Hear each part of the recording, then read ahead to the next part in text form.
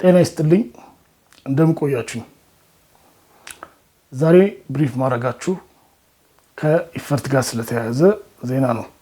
ይህ ዜና ባለፈው ሳምንት የሰማችሁት አሁን በዚህ ሳምንት ደግሞ ድጋሚ የምትሰሙትና ሞስት ላይክሊ ኮንፊውዝ የሚያደርጋችሁ ዜና ነው። እሱም ኢፈርት ታገደ ከሚለው ዜና ጋር የተያያዘ ነው። ዜናው ድጋሚ ትሰሙታላችሁ በዚህ ሳምንት። እንዴት ነው ላስረዳችሁ። ሁለት የተለያዩ አይነት እግዶች ናቸው። ሁለት የተለያዩ ነገሮችን የሚመለከቱ ናቸው። ነገር ግን በተለመደው አወራርና አገላለጽ ምክንያት ኢፈርት የሚለውን ቃል ከምንጠቀምበት ወይም ብዙ ሰው ከሚጠቀምበት አጠቃቀም አንጻር ነው ኮንፊውዥኑ የሚፈጠረው። ስለዚህ የኢፈርትን ስትራክቸር ከማስረዳት ነው የሚጀምረው ማለት ነው። እንግዲህ ኢፈርት ወይም ትካል እግሪ ምትካል ትግራይ በአማርኛ የትግራይ እግር ማቋቋም ድርጅት እንደዛ ተብሎ ይጻፋል እንዳረፍተ ነገር። ያው ስሙን ማለት እንደዛ የሚል ስም በኦፊሻል ባይኖርም ዞሮ 1985 ነው የተቋቋመው። ከዛ ላይ በየጊዜው ስትራክቸር ሆኗል። ብዙ ኢፈርት ካምፓኒዎች ተብሎ የሚጠሩ ብዙ ካምፓኒዎች አሉ። 14 ካምፓኒዎች አሉ። ኢፈርት ድርሻ ያለው ደግሞ የተለያዩ ድርጅቶች አሉ። ኦኬ አሁን እነዚህ ድርጅቶች አንድ መያዝ ያለብን ነገር ለምሳሌ አሁን በደንብ የሚታወቀውን አንዱን ላንሳና መሶቦ ሲሚንቶ ፋብሪካ የኢፈርት እህት ድርጅት አይደለም። የኢፈርት ወይ ቅርንጫፍ አይደለም። እህት ድርጅት የሚለው ማለት በቴክኒካል ዲፊኒሽን ሄጄ ነው። እንደዛም አይደለም። የተለያየ አይነት ግንኙነት ነው ያላቸው። ኢፈርት ወይም ትዕምት የምንለው ድርጅት እንደ ኤንጂኦ ወይም ኤንጂኦ ለመዳው አገላለጽ ለመጠቀም ነው። ወይ ደግሞ የበጎ አድራጎት ድርጅት የተመዘገበ ነው። ኢንዳውመንት ነው። የበጎ አድራጎት ድርጅት ነው። ከኢንቨስትመንት የሚያገኘውን ገንዘብ መልሶ ኢንቨስት ያደርጋል። ከዛ ውስጥ ደግሞ ያው ትርፉን በየጊዜው በየአመቱ የተወሰነ እየመደበ ለበጎ አድራጎት ያውላል። ለበጎ አድራጎት ማለት በተለያየ ደረጃ ላይ ያው ለማህበራዊ ኢኮኖሚያዊ ጉዳዮች ቦርዱ በሚወስነው መሰረት ለተለያዩ ጉዳዮች በየአመቱ አናውንስ ያደርጋል። ገንዘብ እየመደበ ይሰጣል። ያን የሚያደርግ ድርጅት ነው ኢፈርት።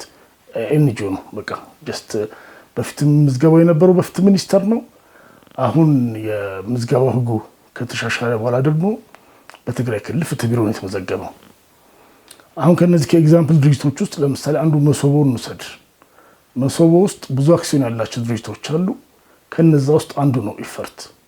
ኢፈርት ስንት ፐርሰንት እንዳለው አላውቀውም፣ ግን ሌሎች መሶቦ ላይ ሼር ያላቸው ድርጅቶች አሉ። እኔ ማውቀው ማለት ነው እንግዲህ አፕዴትድ የሆነ ኢንፎርሜሽን አይደለም፣ ግን ሞስት ላይክሊ ትክክል ነው የሚሆነው። ሌሎች ካምፓኒዎች ናቸው እዛ ላይ ሼር ያላቸው። ሞስት ላይክሊ አልመዳ ይኖረዋል፣ ትራንስ ይኖረው ይሆናል። እንደዚህ እነሱም ያው በተለምዶ የኢፈርት ድርጅት ብለን የምንጠራቸው ማለት ነው። ሶ ኢፈርት ልክ እንደዛው በየድርጅቶች ላይ የተለያየ ሼር አለው። ፋና ብሮድካስት ላይ 25% አለው። ፋና ላይ ሌሎች 25 የቀረው 3 ነው ያላቸው። የአማራው ክልል ኢፈርት፣ የኦሮሚያው ኢፈርት፣ የደቡብ ኢፈርት። የባጭሩ ጥራው ነው። የኦሮሚያው ዲንሾ ነው የሚባለው ነው። የኦሮሚያን አልያዝኩትም ስሙን። የአማራ ክልል ጥረት ነው የሚባለው። የደቡብ ወንዶ ነው። ሶ እንደዚህ ናቸው እንግዲህ። ሶ አሁን ፋና ላይ ለምሳሌ 25% አለው አልኩኝ። ወጋገን ባንክ ኢፈርት ይባላል፣ ግን በህጉ መሰረት ከ5 እስከ 15% ነው ሊኖረው የሚችለው ድርሻ በአንድ ባንክ ላይ። አንድ ሰው ወይም አንድ ድርጅት ሆነ ሪሌትድ የሆኑ ተዛማጅ የሆኑ ድርጅቶች ከዛ በላይ መያዝ እንደማይችሉ ህጉ ስለሚከለክል ማለት ነው። ስለዚህ እንደየድርጅቱ ላይ የተለያየ መጠን ሼር ነው ያለው። ኢቭን በዋናነት ኢፈርት ለምንጠራቸው እነ መሶቦ እነ ትራንስ ምናምን ላይ ራሱ ኢፈርት ምንለው ያ ኤንጂኦ ማለት ነው ቴክኒካሊ። ወይም ካምባላ ግን ትዕምት ማዕከል ወይም የኢፈርት ማዕከል እያልኩ የጠራሁት ልሂድ እንደዛ ስለሚባል ያ ያክል የተወሰነ ሊሚትድ ሼር ነው የሚኖረው፣ ግን ተዘዋዋሪ ድርሻ እንዳለው ማሰብ ይቻላል። ሌሎች ከሱ ጋር የተሳሰሩ ድርጅቶች ብዙ ድርሻ ካላቸው ድርጅቶቹ ጋር ማለት ነው። ስለዚህ በዚህ መልኩ አድርገን ስንወስድ ስንት ነው የኢፈርት ድርጅት ብለን የምንጠራው የሚለው ራሱ ግልጽ አይሆንም ማለት ነው። አንዳንዶቹ እንደዚሁ ተዛማጅ ድርጅቶች ራሳቸው ያለባቸው እንደነ መሶቦ እንደነ ትራንስ ምናምን ወይ ኢፈርት ወይ ደግሞ ልክ የዛ አይነት ግንኙነት ያላቸው ድርጅቶች ናቸው ያላቸው በሚል ልንጠራቸው ብንችልም ወጋገን ወይም ፋናን ወይንም ደግሞ እንደዛ መጥራት ያስቸግራል ማለት ነው። እንደዚህ አይነት ቅርጽ ነው ያለው። ስለዚህ ምንድነው አንድ የሆነ ኤንጂኦ አለ፣ ኢንዳውመንት አለ፣ በየድርጅቶች ውስጥ የሆነ አክሲዮን አለው። እነዛ በድርጅቶች ውስጥ ያለውን አክሲዮን የሚያገኘውን ድርሻ ለበጎ አድራጎት ያውላል። እንደገና ደግሞ ያ ድርሻው ኢንቨስት ያደርግና ድርጅቶችን ያቋቁማል። ለምሳሌ ማይጨው ቺፑድ ሙሉ ሙሉ በራሱ ያቋቋመው መሰለኝ ከሌላ ጋር አክሲዮን የገባ አይመስለኝም። ወራዝ እንደዚህ ኤግዛምፕሎቹ በቂ ናቸው። ስለዚህ እንደዚህ አይነት ስትራክቸር ነው ያለው። ስለዚህ ኢፈርት ብለን የምናወራው ስለዛ ስለ ኤንጂኦ ነው የምናወራው፣ ስለሌሎቹ አይደለም መሆን ያለበት ማለት ነው። ኦኬ። ስለዚህ ይሄ ኢፈርት ምክር ቤት አለው። ያ ምክር ቤት ከየወረዳውና ከከተማ አስተዳደር ከትግራይ የተውጣጡ ሰዎች ያሉበት ነው ማለት ማጆሪቲ እነሱ ናቸው። ሌሎች ቦርድ አባል እዛ ውስጥ ይገባል። 4-5 እነዚህ ብዙ ማህበራት እዛ ውስጥ አንዳንድ ድምጽ ይዘው የሚገቡ አሉ ምናምን፣ ግን 70-80% የሚሆነው ከየወረዳ የተወከሉ ሰዎች ያሉበት ምክር ቤት ነው። ያ ምክር ቤት ቦርድ ይመርጣል። ያ ቦርድ የኢፈርት ስራ አስኪያጅን ይሾማል። ያ የኢፈርት ስራ አስኪያጅ ምክትል ስራ አስኪያጅ አለው። ዋናው ኢንቨስትመንቱን ነው የሚመራው። እንደገና ደግሞ ዳይሬክተርም አለ፣ የበጎ አድራጎት ዳይሬክተር። በጎ አድራጎት ፓርቷን ራን የሚያደርግ ማለት ነው። የኢፈርት ስራ አስኪያጅ በየድርጅቱ ላይ ኢፈርት በስሙ ያለውን አክሲዮን እንደዚሁም ደግሞ ያው በርከት ያለ ድርሻ ያላቸው ድርጅቶች እንደዚህ የሚተሳሰሩ ድርጅቶች ሲሆን የእነሱን እንቅስቃሴ ኮኦርዲኔት የማድረግ ነገር ላይ ኃላፊነት ኖሯል ማለት ነው። ይሄን ያልካልኩኝ ታዲያ ህወሓት እየተገና ያለው ልትሉት ትችላላችሁ። በምክር ቤት በኩል ነው ተጽዕኖ በተዘዋዋሪ የሚያደርገው። ይሄ ነው አጭሩ መልስ። ምክንያቱም ከየወረዳው ምክር ቤት ከወረዳ ምክር ቤት ነው ተወክሎ መምጣት ያለበት። ግን ተወክሎ የሚመጣው ሰው ያው ድርጅት ሰው ናቸው የሚሆኑት ማለት ነው። ስለዚህ በዛ በኩል ፕራክቲካሊ ህወሓት የሚሰጠው አቅጣጫ እዛ ጋር ይፈጸማል። ልክ ገዢው ፓርቲ ፓርላማ ነው ምክር ቤት በሚቆጣጠርበት መንገድ ማለት ነው። በቀጥታ እንዲያውም እዛ ላይ አባሎቹ እዚህም ሴም ቲንግ በሙሉ አባሎቹ ሆኖ ሲሰጥ አቅጣጫ ነው የሚጠቀመው። ኦኬ። አሁን እዚህ ጋር ሁለት አይነት እግድ ያለው ብያቸዋለሁ። የመጀመሪያው እግድ የትኛው ነው? ይሄ ያለፈው ሳምንት ዜና ላይ ሰምታችኋል የሚሆነው ህዳር 25 ላይ ድንገት ጠቅላይ አቃቤ ህግ የእግድ ደብዳቤ አወጣ። 22 ድርጅቶች ላይ ነው የእግድ ያወጣው።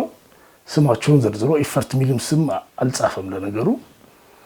22 ድርጅቶችን ደረደረና የነዚህ ገንዘብ የንብረት ማስመለስ የሚባለውን ህግ ጠቅሶ የነዚህ ገንዘብ የነዚህ አካውንት ሰስፔንድ እንዲሆን ብሎ ለሁሉም ባንኮች ጻፈ።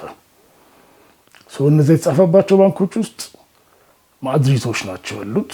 ቅድም የጠራኋቸው እነ ፋና እነ ወጋገንና ሙሉ አሉ።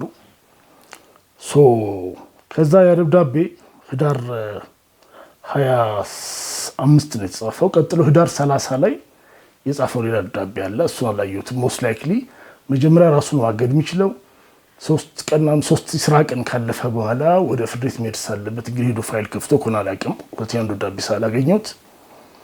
ከዛ በኋላ ታህሳስ 7 ላይ ማለት ያለፈው ማክሰኞ ላይ ይህን እግድ አንስቻለሁ ብሎ ለባንኮች ጻፈ። እዚህ ጋር ኢፈርት ያልኳችሁ ኤንጂኦ የኢፈርት ዋናው ማለት ነው የኢፈርት ማዕከል ዋናው ንብር ዋቴቨር እሱ ላይ አይደለም። ይሄ ሰስፔንሽን እያንዳንዱ ካምፓኒዎች ላይ ነው፣ እነ መሶቦ ላይ ምናምን ላይ እንደዚህ ማለት ነው። ታህሳስ 7 ማክሰኞ ላይ ይህን አንስቻለሁ ብሎ ደብዳቤ ጻፈ። እዛው ላይ ያለ አንቀጽ ጠቅሶ የጠቀሰው አንቀጽ ፍርድ ቤት መቀጠል አስፈላጊ አይደለም እና አንሳ የምርመራን ግን ዝም ብለህ ቀጥል ቢል የሚለውን አንቀጽ ነው የጠቀሰው። ግን ፍርድ ቤት ሄደ ጉዳይ ምንም ጫፉን ማግኘት አልቻልኩም። ኤኒዌይ ግን ያው ሊኖር ይችላል፣ የግድ ማወቅ አይጠበቅብኝም። ዞሮ ይሄ ተነሳ እንግዲህ እዛ ጋር ቆመ ማለት ነው። ባይ ዘ ወይ ይሄ ማክሰኞ ዕለት ሲነሳ ማክሰኞ ነው የሚሆነው እንግዲህ ታህሳስ 7 እኔ የሚቀጥለው ቀን አይቻለሁ፣ ደብዳቤውን ኮፒ አይቻለሁ። የህወሓት መግለጫ የሚቀጥለው ቀን 3ኛ ማለት ቀን ነው የወጣው። ልክ ወረደ ወደ አዲስ አበባ ጉዞ ሊሄድ ሲል ማለት ነው። ኢፈርትን ጠቅሶ ደሞዝ መክፈል ስላልተቻለ አምናለ። አክቹዋሊ የመጀመሪያ ቢሆን እግድ ሲመጣ ደሞዝ መክፈያ ቀን ካለፈ በኋላ ነው የኢፈርት እግድ የመጣው። ስለሱ ኢንተረስቲንግ ነው። አጋጣሚ ከሆነ አላውቅም። ስለዚህ አክቹዋሊ የደሞዙን ችግር አልተፈጠረም። ምናልባት የሆነ መስሪያ ቤት ላይ ተፈጥሮ ሊሆን ይችላል፣ በአጋጣሚ የዘገየ መስሪያ ቤት ካለ ማለት ነው። ሪጋርድለስ ያ እግድ ተነሳ ማለት ነው። ኢቭን ወደ ወረደ አዲስ አበባ ጉዞ ከመጀመሩ 2 ቀን በፊት ማለት ነው። እሱ ሐሙስ ነው ሮብ ነው ታህሳስ 7 ነው በዛ ቀን የሚሉት ስለዚህ እሱ ተነሳ ማለት ነው። ይሄ ዜና በሚገርም ሁኔታ 5 ቀን ሙሉ ማንም አልዘገበውም። እኔም የዚህ መጨረሻ ማየት ፈልጌ ዝም አልኩኝ። ሁለት ነገር አንድ መጀመሪያም ታግደዋል ብዬ ካላወራሁ ተነስተው የማወራበት ከየት የለኝም። ሁለተኛ ነገር ደግሞ የነገሩን ስርም አላገኘሁትም። ከመጀመሪያው ለምን ሰስፔንድ እንደሆነ የሚለው ጀስት ልገምት እችላለሁ እንጂ በሚገርም ሁኔታ ዊኬንድ ላይ ነው ይሄ ራሱ ተነስቷል የሚለው ወሬ የወጣው። እንግዲህ ሰው እንደሰማ ማሰብ ይቻላል።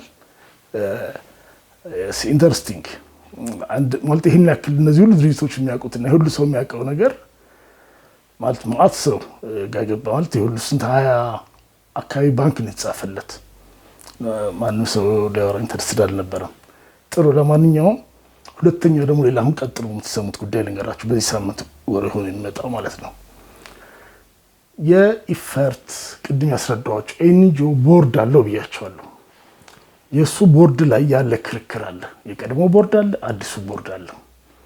የቀድሞ ቦርድ ማለት ከነ ደብረጽዮን ጋር ወይም ከህወሓት ጽሕፈት ቤት ጋር የተጣሉ ወይም ከጌታቸው ጋር የወገኑ ተብሎ የሚታሰቡት ዶሚኔት የሚያደርጉት ከ7 የቦርድ አባላት 4ቱ ከጌታቸው ጋር የነበሩት ናቸው። እንደውም አንዱ የስምረት መስራች ነው፣ በየነ መክሩ ዋና ስራ አስኪያጁ ማለት ነው።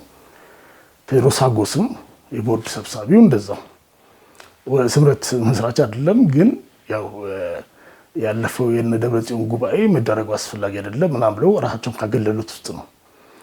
ቦርድ ላይ ማጆሪቲ ስለሌላቸው ከቦርዱ ማጆሪቲ ያን የተቃወሙ ስለሆኑ መቋጠር ሳልተመቻቸው እነሱ ኢፈርትን ለመረከብ እንቅስቃሴ ጀመሩት። ያለፈው ዓመት ታህሳስ ላይ ነው፣ ጌታቸው ራሱ እያለ ማለት ነው። ያን ጊዜ ጀመሩ። ጉባኤ ብለው ጠርተው ጉባኤ ያደረጉ፣ የህግ ፕሮሲጀሩን ሳይከተሉ መታደሙ ሳይከተሉ ማለት ነው። ከዛ ፍርድ ቤት ባይደው ይሄ ወፍሪም ቢታ ተብሎ የሚደረገው ካምፔን የዛ አካል ነው እና ስብሰባዎች ላይ ነው ሰለሞን ጆርኖስ ትናገር ነበረ፣ መግለጫዎቻቸው ላይ ሲጠቅሱት ነበረ።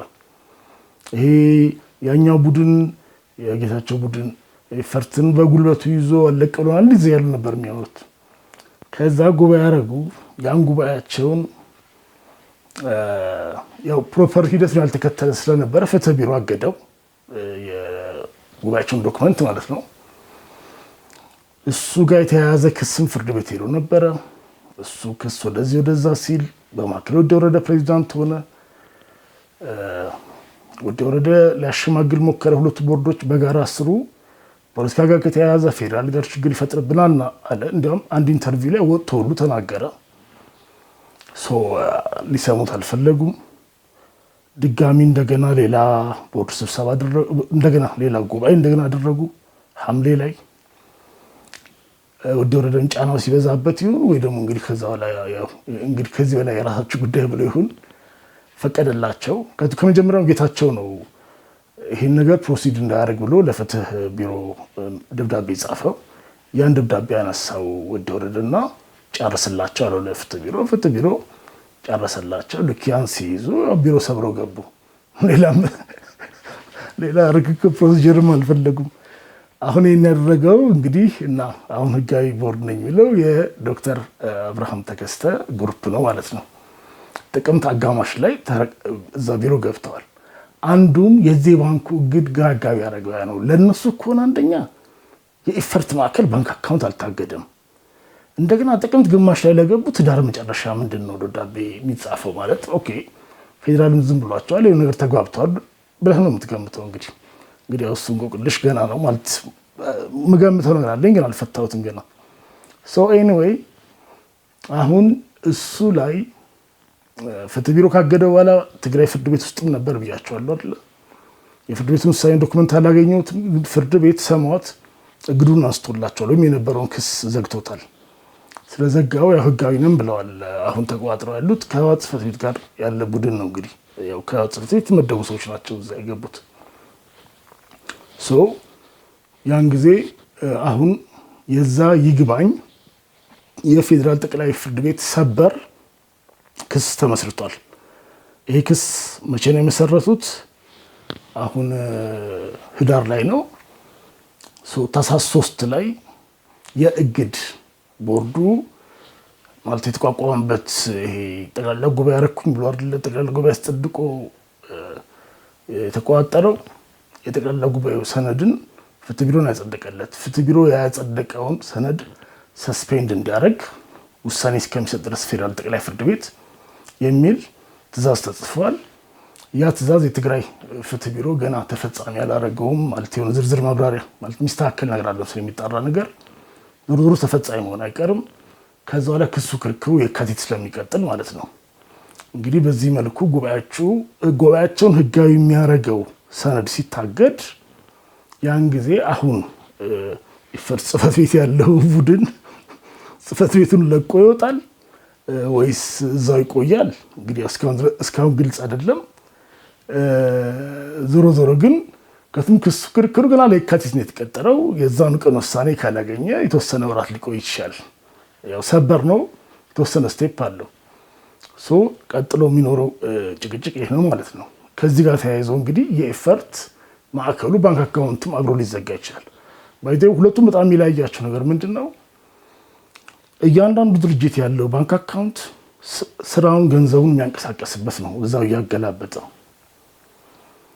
ወደ ኢፈርት ፈሰስ የሚያደርገውን ገንዘብ እንዳያረግ ታዞር ደብዳቤ ሊጻፍለት ይችላል። አሁን የዚህ ያለፈው የባንክ እግድ ላይ የነበረው ስህተት ምለው ማለት ምንድነው?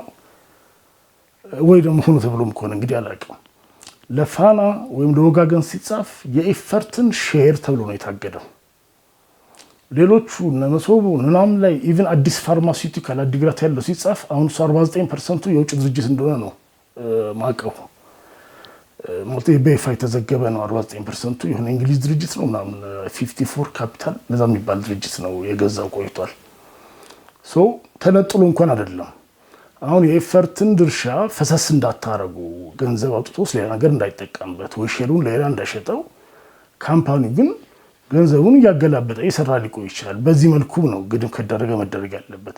ባንክ አካውንት እንዳታንቀሳቀስ ሲባል ነዳጅ መግዛት አትችልም፣ ኤሌክትሪክ መክፈል አትችልም እንደማለት ነው። ገና ደሞዝ እንዳልኳችሁ ገና ወር ላይ ነው የሚደርሰው። ስለዚህ ያ ስህተት ነው የነበረው። የኢፈርት ማዕከል ገንዘብ ለቻሪቲ ለበጎ አድራጎት ፈሰስ የሚደረግ አለ በየጊዜው። ግን እሱ በየተወሰነ ወቅቱ በሲዝን ስለሆነ የሚደረገው ያው ኢፌክቱ ዘጌት ያለ ነው። እስከዛ አንድ ውሳኔ ያገኛል። ይህንንም ማለት ሪስፖንሲብል በሆነ መልኩ መደረግ አለባቸው እንደዚህ ነገሮች እና ከዛም አንጻር ይህን ኮሜንት መጨመር ፈልጌ ነው። ዞሮ ይህን ኮንቴክስት ከያዛችሁ ስለ ስትራክቸሩ የሚሆን ነገሮች ሳሉበት ሁኔታ አስፈላጊ ከሆነ እንግዲህ ዘርዘር አድርገን ምንድን ነው የሚያከራክረው ጉዳይ ወደሚለው እንሄድ እንችላለን። ምክንያቱም ሜይ ቢ ኢንኬዝ ግልጽ ካላረኩት አሁን የገባ ቦርድ አለ ብያቸዋለሁ። በፊቱ ቦርድ አለ።